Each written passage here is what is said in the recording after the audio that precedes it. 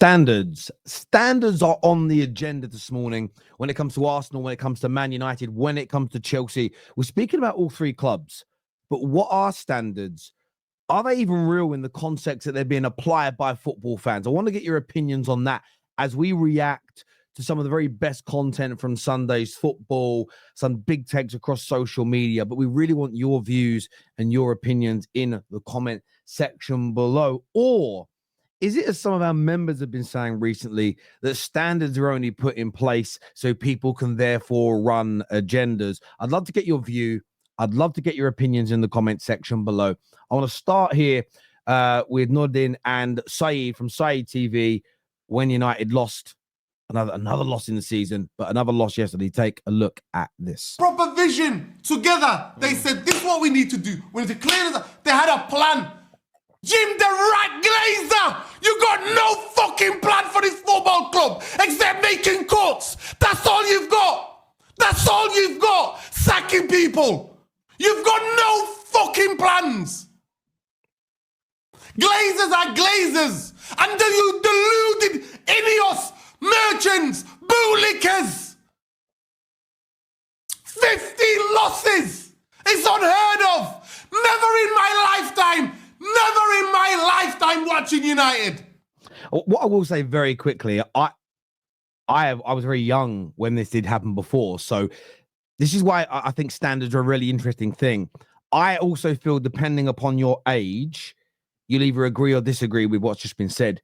If you're a Man United fan that's older than I am, who clearly remembers the 80s, who clearly remembers the 70s, although you're not happy with this, although you don't want this to remain the norm, this has been seen before, especially when the club was going through a huge restructure, a massive overhaul of every single department of the football club. Man United were a team that in the years building up to Sir Alex Ferguson coming in, were always in and around the top of the league, but never getting over the line regularly. So Fergie came in, and there was a couple of nice high finishes, but with the outing of the drinking culture, basically knocking down of the institution and rebuilding every single component internally, cuts, etc. There was years, we lost 15 games on the Fergie in a season. We were very up and down for the first 3 or 4 years. So maybe that's why I'm a little bit more relaxed. I don't remember those days vividly, but I remember like my uncles and elders in my family laughing that I picked Man United because of what we were going through. And obviously when you do your history and your research. But does this season, I want to ask you a question based on what Nordin said, because his opinion is valid. He's allowed it. And we shouldn't be trying to shut down conversation. Let me ask you this question. Do you think this season and how poor it's been in the Premier League for Man United, is that clear proof and clear evidence and fact almost that there is no plan under Ineos and that there will not be progression? I want your thoughts and I want your opinions on that in the comment section below. Now, Mark Goldbridge put out a tweet yesterday. This is the overreacting today is incredible. Wake up call. The vast majority support Amorim, and that ain't changing. It's Europa or nothing. And I see a lot of people agree with Mark. I saw a lot of people say, yes, the fake reds, the agenda reds, or the United fans looking for clout online, looking for that traction. I had a bit of a joke with it as well, if I'm being honest. Of course, they're going to overreact. They have to overreact to everything because it's the only way people retweet them. It's the only way people watch their YouTube channel. It's the only way people engage in their TikTok. And in fact, they can't be patient.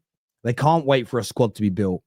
They cannot wait to see the fruits of the labor, because that means they have to tell their audiences, that means they have to tell their followers, they have to tell their subscribers, be patient and calm down. If they say that, they can't get their viral overreaction moments.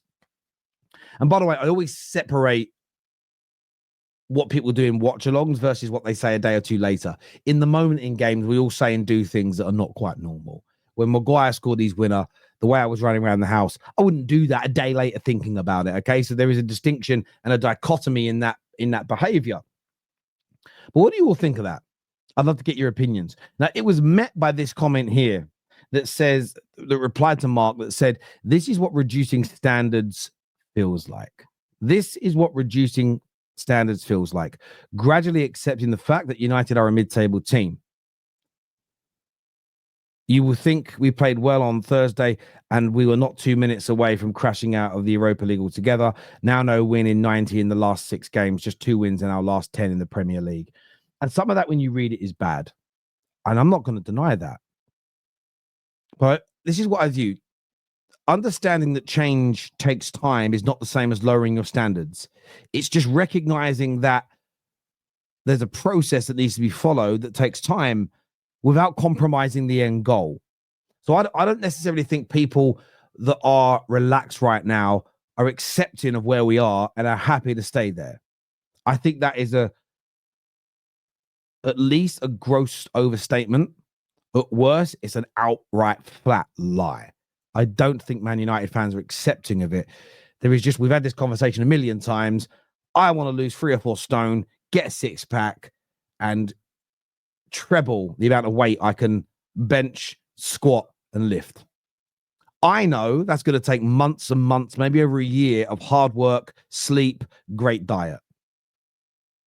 Some people will try it for a few weeks, get tired, and give up, because some people are stupid enough to think you can do that very quickly. That's how I view these situations. Some people view it differently. But what do you make of the standards comment? I also saw this, which I also thought was an interesting response. And here it is. This was saying that 22 games, 6 draws, 5 losses. 5 draws, 11 losses. That is not okay for any manager. Europa or not, he has to go. And 20 times says 100%, especially when you consider this is a manager who's asking us to trade our identity for his system. And the issue I have with a lot of these comments and the previous one is you are removing context. If we think back to the last 5 or 6 games, as an example, against Forest, it was the missed chances that made us lose that game, and we missed an abundance. You go to the City game, we were the better side.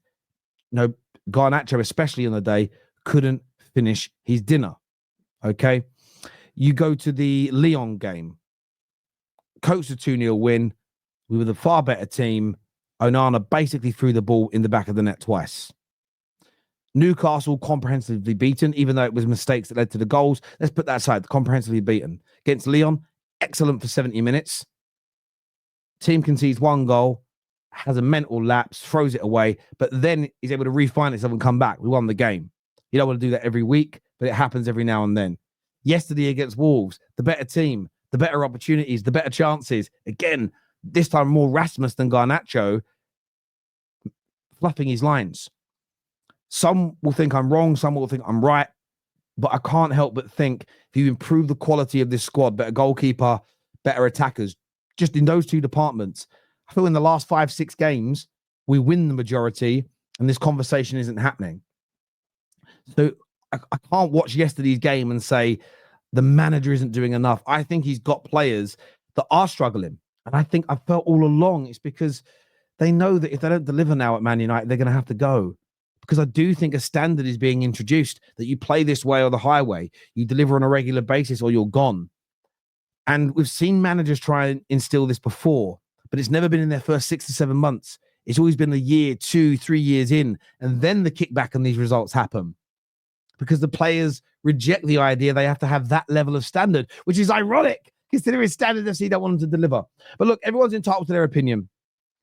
Everyone's entitled to it, whether you think what Mark does, he's supportive of Amorim, hates Ineos, whether you're like Nordin, who just thinks Ineos have got their plan and it's awful. There are lots of United fans online that think Amorim must be sacked. I'm not personally calling them fake fans. I'm just responding to what people are saying.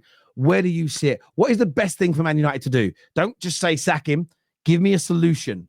What would you do if you were in charge? What would be the best outcome to get Man United back to the top? And how many years, how many seasons do you think that's going to take? Very important question. Let us know in the comment section below. A tough game. What are 2 different games to a certain extent. Tough at 11v11. Arsenal started really well. Probably felt at the start of the game that it was, maybe the highest standard that we faced this year, to be honest. So the group was absolutely at full stretch trying to compete. Yeah. Really interesting comment there from Kieran McKenna. And I've seen this trigger a lot of I've seen it trigger a hell of a lot of Arsenal's rivals, detractors, and haters online. So many in the media, so many rivals, and especially Arteta outers. And he's not been the only person recently that said this. The right back at Nottingham Forest, Ada, has said something similar. And a number of people recently, you've had Carlo Ancelotti come out and speak about the high level tactical discipline, how well drilled they are, the manager's understanding of the game to be able to adapt. And there's been a lot of praise from Mikel Arteta recently. And he has shown himself to be a very astute tactical manager. He's brilliant at drilling his teams. Now, getting over the line and winning another major trophy, he's already won one in his career. We cannot forget he won the FA Cup. Cannot be denied. But it often leads to comments like this that I saw yesterday, that playing the best football in the Premier League, if they don't win the UCL this season, is just another failed season. You only measure a club by how many trophies they have won to be successful. And look, this is, again, a little bit like the standards conversation. This is another element that's been added to football. And trophies are important. They're what everybody strives for at the highest level. And we all know this. But people are taking that view to the nth degree in the social media era like never before. And they're ignoring so many other facets and elements of football. Now, firstly, people keep talking about Arteta like he won't get over the line and win a trophy. He has won a trophy in the FA Cup. So when it comes to the conversation about sacking him, I always get asked a question, Terry, would you sack him if you were running Arsenal? And like I've always stated, if I was very certain that the replacement was better than him and could get Arsenal over the line, then I would absolutely consider it or do it. The problem is most people that talk about sacking him, the irony, right, is, yeah, I've seen Arsenal fans that would say things like, get Carlo Ancelotti.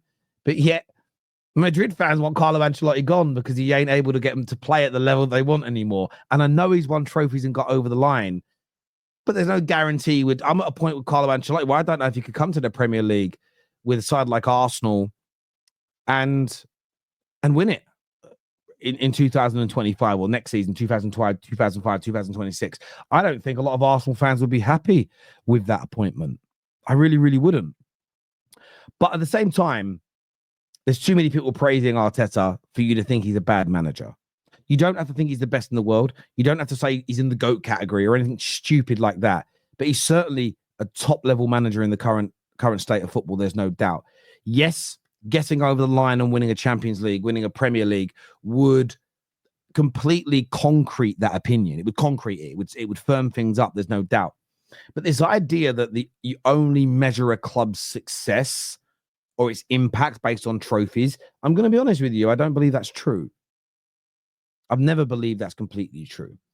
You know, the progress and development of it, and this isn't about Arsenal specifically, but the progress and development of a team is absolutely key. What Nottingham Forest have done from 2017 until 2025, if you look at their story, is remarkable. Aston Villa, the absolute same thing, from a relegation team to a side fighting for Champions League positions, fighting to try and win the Champions League and progressing. There is success within that. And if you ignore that and you play it down, I think you're a fool. There's style of play. Teams that play entertaining and attacking football, new systems and new ways of operating. There's levels of success that come with that. There is, of course, youth development at clubs that may not necessarily be the traditional winners, like Southampton's in recent years, West Ham historically. These things are all components of success. Lyon in France have had a very long-standing, high caliber of talent come through their academies, and it's something that it has always been deemed successful for decades. We can't suddenly remove that in 2025 because a group of angry people online want it to. You've got sort of the cultural impact and legacy, and you can look at some colloquial examples at Leeds, like Bielsa. Didn't win any major trophies, but left a legacy where that man is loved and adored by a fan base that understood where it was at that moment in time in its history. And looking at your game state is very, very important. You've also got managers like Johan Cruyff. Now, Johan Cruyff certainly won trophies, But when it comes to Cruyff, what's spoken about far more than the trophies he won is the style of football and the DNA that he injected into a football club. And I'm sure many of you that support teams, maybe not the most famous or the most well-known teams, will have these kind of stories as well. Then you've got sort of financial growth and stability, and Brighton would be a great example of this from where they were.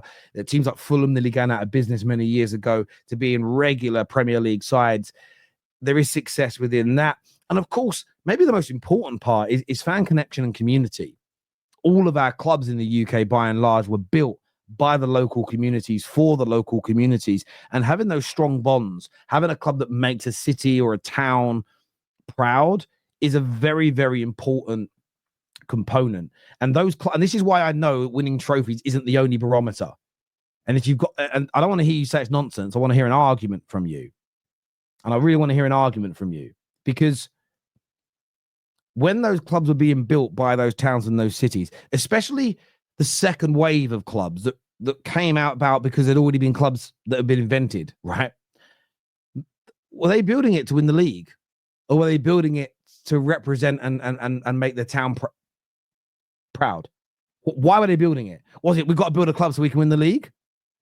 Or was it something else? I'd love to get your opinions on that. But back to Arsenal, I just think that when it comes to this conversation about how good Arsenal are as a team, they're a very good side. It's why they're going to come second 3 years on the bounce. Now, does that mean you stop the like I said earlier, doesn't mean you compromise on the goal of getting to the top, but you can still recognize they're a very, very good team. And so many players, so many managers, so many sides they come up against tell us this. But yet there's an underbelly of football fans that just think this is a lie. And I don't understand why. Is it an Arsenal thing? Is it a little bit like the Man United situation?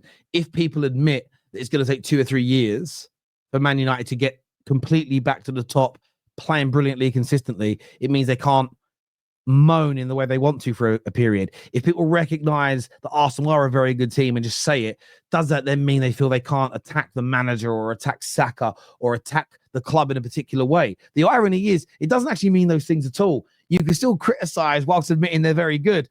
It doesn't damage your argument. But I'd love your views and I'd love your opinions on that in the comments section below, people. Fans need to shut up, because I've seen a lot of criticising towards the match-going fans. We're the ones that are trying hardest. You're the one that sit back and watching the sofa.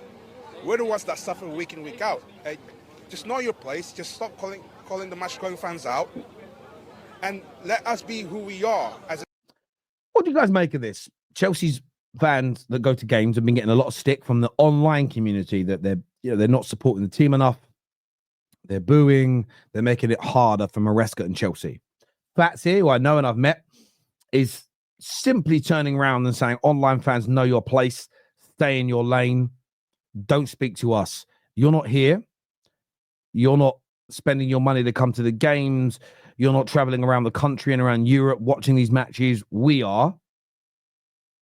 Almost like this has nothing to do with you. It's very hard. The football's bad. We're expressing what we really feel in real time. Leave us alone and know your place. What do you make of that?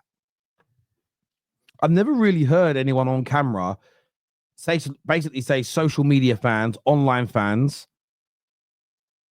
I don't want to say he's saying you're beneath us. That's probably maybe the wrong interpretation, but it's literally saying when it comes to how we behave at games, it's nothing to do with you.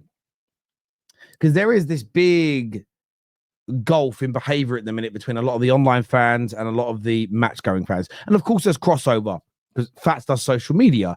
Don was at the game yesterday. He does social media. So there is a crossover between these two groups. But for many years now online, there has been, I think all fan bases go through this, where there's a little bit of a warring. For instance, yesterday, Trent Alexander-Arnold scores. The match-going fans went crazy and celebrated with him. A lot of the online Liverpool community didn't celebrate, still called him a rat, had a pop at him, and said that, as far as they're concerned, no Liverpool fans want to see him play again. But the match-going fans had a very different approach. And what I find interesting about that is you get the online fans say, well, the reason we hate Trent and not other players that would leave is because he's from Liverpool. But then I'm going to hazard a guess here that I'm going to say 70% of those away fans that were watching Liverpool yesterday are from in and around Merseyside. I'm hazarding a guess. And they look pretty happy for him to be there. So does the online fan opinion marry up with the truth of the matter in Liverpool? It's as a conversation. And when it comes to Chelsea, very similar. I'd love to get your opinions on it, please, in the comment section below. Listen, everyone who's tuned in, I want to say a big thank you to you. Goodbye, God bless, and I'll see you all again soon. Peace.